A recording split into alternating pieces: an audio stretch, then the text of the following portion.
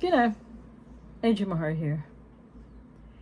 Just thinking a little bit about codependence, and borderlines, and narcissists. Do you ever think that maybe part of the reason that you might be struggling and feeling the pain that you're in right now, I mean, apart from what the people with BPD and NPD actually do, that's not your responsibility. But you ever think about why you might be feeling, maybe you're not with that person anymore, or maybe you've got no contact from a borderline or a narcissist in whatever relationship type, but you still have all this pain, and or you still can't stop watching the videos, especially the ones on, I don't know, getting the borderline back, getting the narcissist back. Will this work out? Does my ex miss me? I miss my ex. Why can't we make the impossible work? I mean, come on. You know?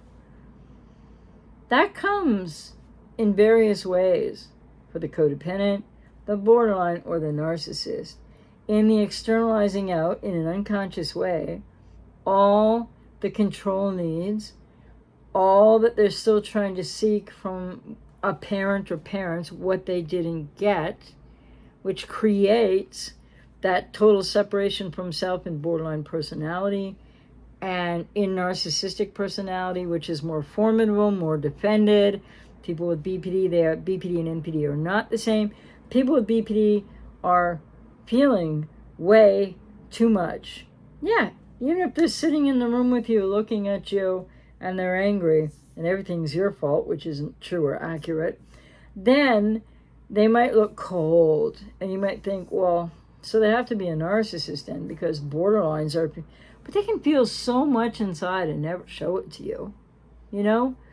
And so people with BPD are in this unconscious and unknown to them fight with their past almost constantly, and they project it out to you, who's ever closest, because all what they're feeling inside, if they're untreated, they don't know where all those feelings are coming from, so it must be you, right?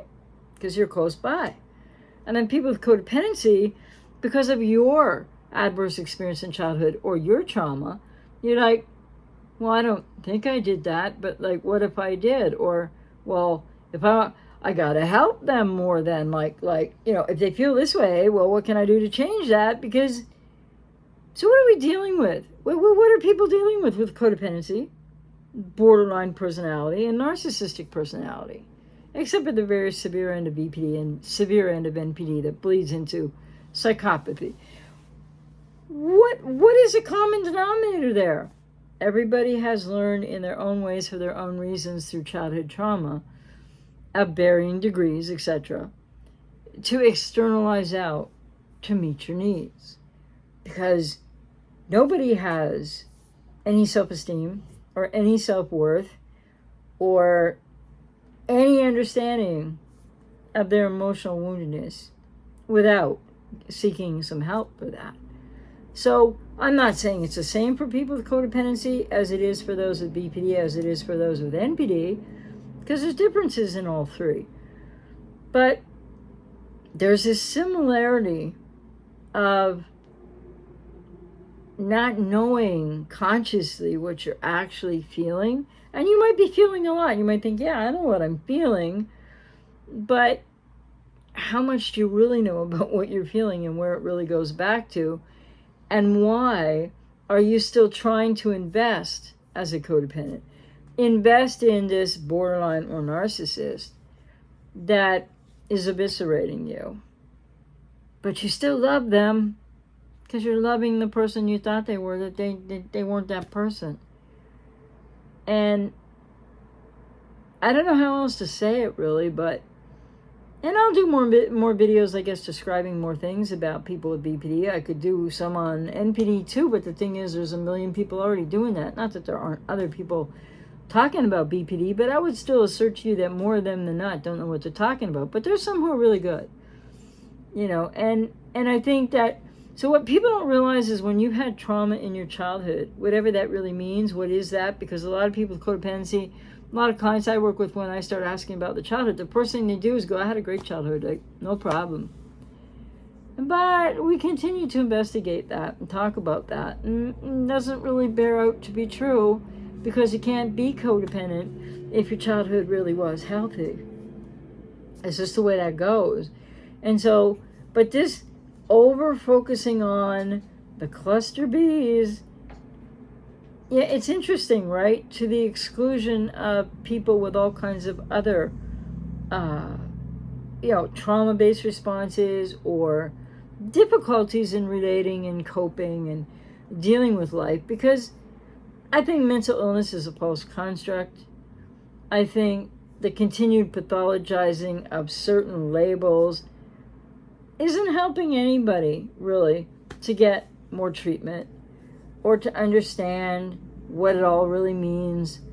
And they have these ongoing studies in the American Psychiatric Association, which don't have any proof with them, don't have any replication. They don't allow other psychiatrists to debate, critique, or question the results of studies that are all big pharma funded. If you look around at what's going on in the rest of our world as pertains to big pharma and other things, maybe by now people finally understand what I've been talking about the American Psychiatric Association hegemony with big pharma. Because there's a big medical hegemony with big pharma now too, but that's a whole other thing, right? Can't talk about that here. Point is simply this, which is not simple at all. People need to work really hard at not listening to the kind of videos that just grab you, right? Does my ex miss me? Can I get back with him or her? Does this mean that? If I was ghosted, is it over? If I decide to leave the person with BPD or a narcissist, people say, well, then I'd be ghosting them, and that's not right. No, it's not the same thing at all. If you have to end a relationship with a borderline or a narcissist or a suspected borderline or narcissist, that's you taking care of you. Now, some people think they have to explain why, but I would ask you, when you can't communicate to them at all anyway, and they don't hear you and they don't listen to you and they don't see you and they don't really know who you are, because you're just, and for the borderline in a different way than the narcissist, an extension of the narcissist, extension of self, the borderline extension of, object other. Let's just leave it at that, but usually parent representation. So they don't know themselves. They have no sense of self, people with BPD, very unstable identity, etc. People with NPD, it's the same thing. They defend more against it, etc. And then people with codependency really don't know entirely who they are either. You might know what you like. You might have friends. You might be functioning very well in your life. But in relationships, what happens?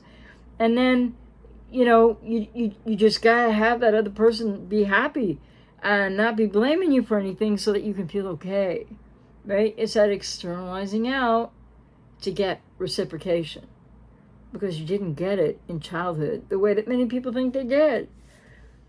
So the bottom line is, the more you focus on the suspected, untreated, or diagnosed borderline, or same with a narcissist, the more you're just repeating your codependent externalizing out patterns that were learned in childhood from something that was very wounding to you, adverse, and in many people's cases with codependency and more severe codependency, to something that was utterly really traumatizing in childhood.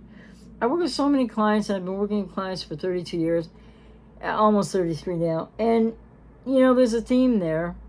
There's many themes, but one of the themes that I'd like to mention right now is that so many people talk about, when they realize and when we work in the process and discover these things, the patterns that so many people in childhood never felt, didn't know at the time, but didn't feel emotionally safe. So that's why people with codependency externalize out to try to rescue, fix, give to someone else to get that reciprocation, that validation, that you want to be seen and heard, but you don't feel worthy of that before you give, and try to rescue and fix. And everybody is kind of, in one way or another, codependents, borderlines, narcissists, reliving traumatic elements of the past unconsciously. Not that it's all the same, or that people do the same thing with it. People with codependency don't do the same thing as borderlines, who don't do exactly the same as narcissists, and people with codependency don't do exactly what narcissists do. But it's all just fractionalized differences that aren't humongous, actually. And that when we actually delineate what happens to people in the family of origin, many more of which are dysfunctional than functional in our world today, sadly enough, the codependent pattern is to keep focusing on other, trying to find safety through other, and it's never coming that way. So when I work with clients, and I'm out here to work with you if I resonate with you, the goal there in a bigger process is to learn how to get into your own emotional landscape for your healing and recovery, so you can nurture that wounded inner child inside of you and learn how to nurture yourself, so that you can meet some of these needs yourself, so that you don't have to keep trying to externalize it out onto others that invariably end up, for a lot of people with codependency, to be suspected or have BPD or NPD. And the thing is, so people with codependency have to realize you're not responsible for what anybody does to you, but you are responsible for why are you still there. And you are responsible for the many reasons that are layered deep within your psychology and your woundedness as to why you can't let go, why you can't give up, the trauma bond, the difficulty there, which isn't all about addiction at all. There might be some elements. It can be different for different people. But it's really that wounded inner child trying to hold on to something that feels like a safe parent. And that just kind of is the deal at the base of all kinds of different childhood trauma. And what happens in childhood and traumatizes, wounds, hurts us, whatever language you might use in your own case, unless we heal it, we're going to carry it forward. And then, so why is it, do you think, if this resonates with you, why do you think so many people, and or including yourself, are so focused, like on YouTube, on social media, online, everywhere, to vilify, the borderline, the narcissist? Not that I'm defending their behavior, what they do to people, etc., because they're reacting out of their own trauma response, and that's one thing, but it doesn't make abusive behavior okay ever. But codependents can have their own abusive behavior in a different way from borderlines and narcissists. That's not justifiable either. And you might not even realize, like, a lot of this stuff happens unconsciously, no matter what the quote label is or the level of trauma. So, I just can't say it enough. I'll say it as plain as I can here. If you have codependency, you need to get into a healing and recovery journey. And I'm out here to work with you if I resonate with you. But work with somebody, and not the people out there who are telling you your ex misses you. And if you're a man, just be a man and don't show any weakness and don't let them know that you care about them and they'll come back. And this is all utter nonsense, right? Because the idea isn't to get them back at all, but that's what everybody's invested in. That's how everybody feels. Okay, that's a place to start from. But ask yourself, why do you want somebody back who isn't who you thought they were?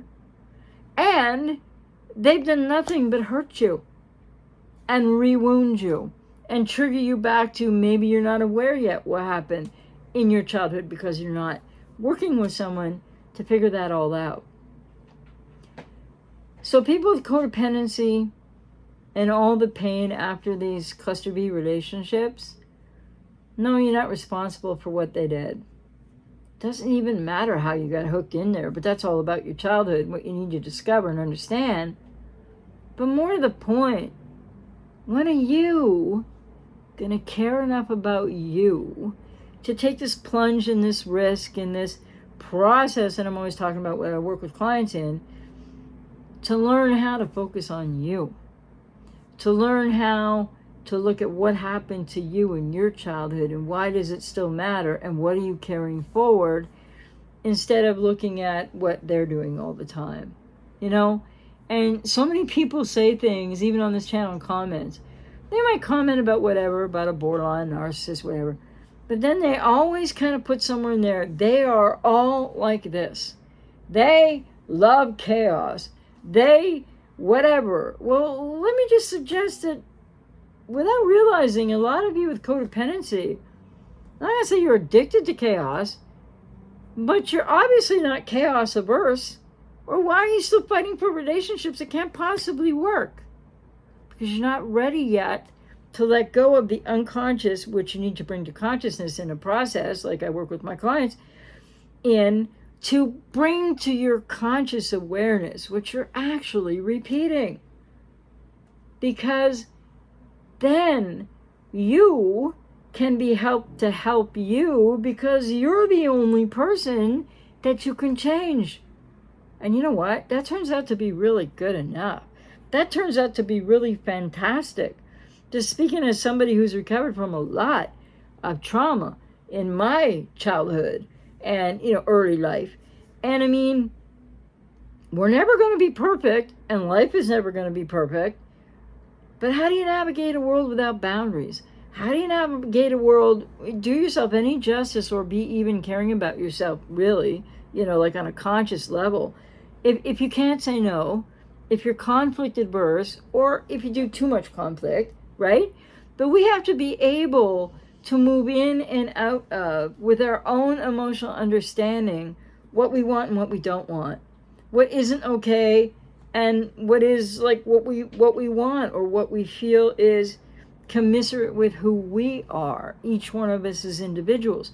But vilifying the borderline endlessly, or the narcissist, whether a parent and or a partner or whomever, that's not going to help you to heal you. I mean, do it all day long if you want to, but how's that going to help you? So the question here is, why are you so focused? Why are so many people so focused on the cluster Bs? When what I know about them, having had 2 narcissistic personality disorder parents with comorbidities, not the same comorbidities, each of them, and they were both alcoholic. And then what I've gone through in my life and healing and recovering from, BPD, the dreaded, oh, it's a life sentence, not if you go to therapy and do your work, it isn't. And then I had codependency as well to heal from and recover from. And is that something that we may have to look at once in a while and make sure that we're not going to slide backwards? Yeah. But as someone who's done all that work in my life, doesn't make me perfect. Doesn't mean I handle every situation maybe as well as I want to. But I continue to be a student of life that way. And I continue to learn a tremendous amount about that. And there are so many people out there that may not fit a diagnosis of BPD or NPD. But by God, they're gaslighting. They're malicious. They're after you for whatever reason they're after you. If you've triggered something in there. There's just so much of this going on. So anyway, and I don't get the empath narrative, because if you're hiding behind that, what are you doing? What's that about, really? Because feeling too much empathy is never a healthy thing, right? So that's a problem. Being an empath isn't something, I don't think, to be celebrated. I wouldn't call myself an empath anyways. I have empathy, I have compassion for people, but not an empath, So anyway, I think a lot of empaths are just basically codependents anyway. But codependency, there's lots of room to heal and recover from that. But you're not going to be able to do that if all you want to do is focus on the cluster B, which I've probably said many different ways. So let me know what you think. And also, if you feel the need, and or you do write on the internet, or you say this a lot in your life, which is your business, you can do whatever you want. But if you do feel the need to continually vilify, say a borderline or a narcissist or a suspected in your life, but then you get into like the conversation about vilifying them all, how in the world is that going to help you? And why are people so focused on trying to make relationships work that aren't working and they're not going to work? Well, the answer is back in your childhood with what you needed from your family of origin and or parents and you didn't get. And you have to peel all that back and understand what that is and help the wounded child to move forward. There's a lot of detachment from things involved at the same time as learning how to attach and feel your own emotions. Be true to thine own self is something that codependents need to learn. And the last thing I'll just say here, because I've said it elsewhere, this idea out there that I think there was a comment on the channel recently that somebody said codependence is the equal and opposite of narcissistic personality disorder. Equal and opposite. Ugh, what? Like, no. But all this stuff out there, there's urban legends and building myth upon myth that people are actually believing and giving a lot of time and headspace and emotion to. But you continue to ignore yourself. I don't even know if I should say ask why. Get into a process of healing recovery with somebody. Start to look at this, because you're not going to be able to escape your pain without leaning into it.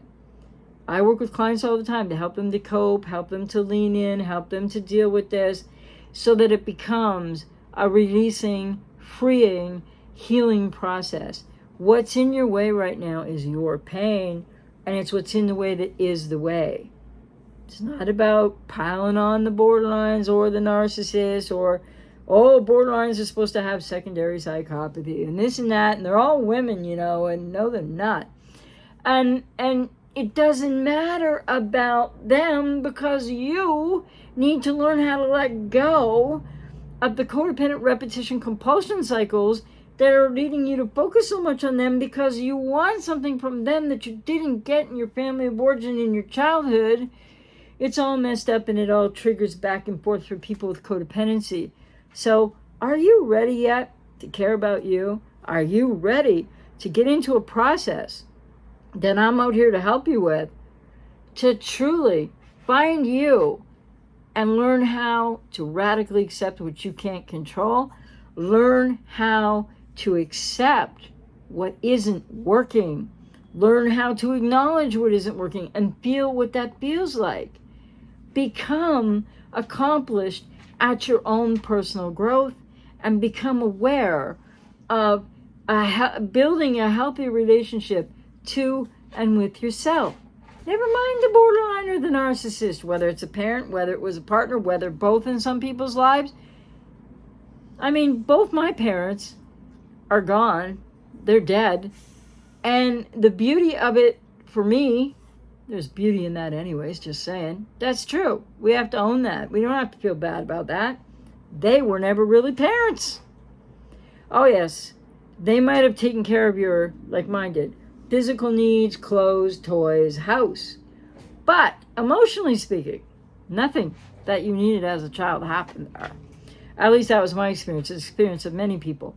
But here's the good news. When you do your healing work and they pass away, it's like, yay, okay. And maybe there's a little bit of closure, things to work on. I'm going to be talking more about that. But if you don't do your work, they're going to control you from the grave. And if you don't do your work as a codependent now, you might not ever get out of that relationship. Seriously, some people don't. Or if you do, you're going to go flying into the next cluster B relationship because, such a high percentage of people do that too. So if you didn't learn in childhood how to care about yourself, how to focus on yourself because you were parentified, because of emotional incest, because you were always worried about the other shoe was going to drop with mom or dad or both, or they were fighting, or what, all this stuff. Or maybe it wasn't even that overt. You need to know that now, today, tomorrow, whenever, but you need to get ready to do one thing.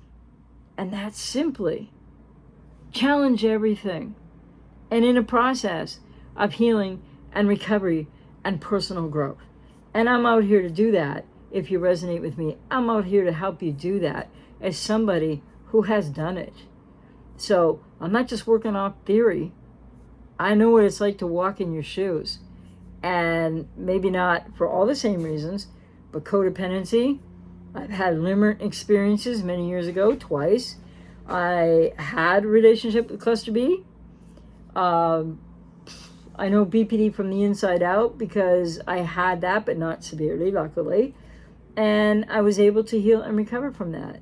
And people want to keep stigmatizing me out there. Hi. Saying I'm so borderline and all this kind of crap. Well, hey, you're going to stay stuck to narratives? Never mind me, but you're going to stay stuck to narratives? Or you're finally going to get making your way toward that mirror, not to see if you're good looking today or what's wrong or what you need to fix, just to see that you are there and you exist and you matter, and it's time you gave yourself the time of day.